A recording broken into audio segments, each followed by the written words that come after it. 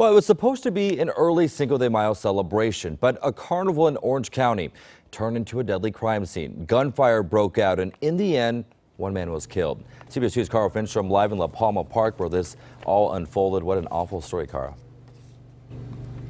Yeah, it really is. And city leaders just took down the fencing around this park. The festival was slated to end last night, and it was just as they were wrapping up that this happened right behind us as crowds were coming out.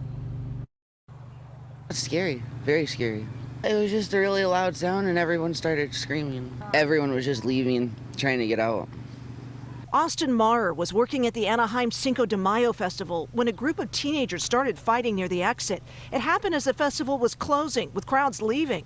Investigators say one of the teens pulled out a handgun and fired, unintentionally shooting an innocent bystander. The dude just shot him in front of everybody, like he didn't care. Paramedics rushed the man, who was in his 30s, to the hospital where he died.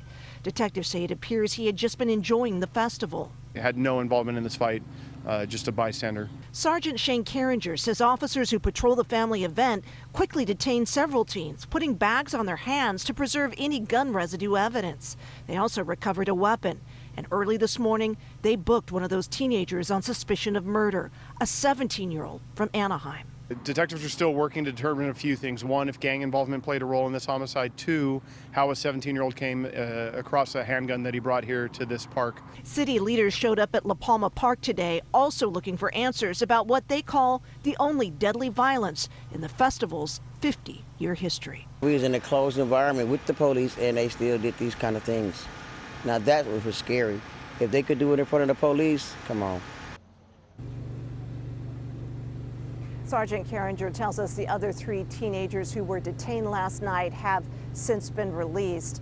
Chris, he tells me that the fire department has a brand new automated chest compression system. Just has 4 of them within their department.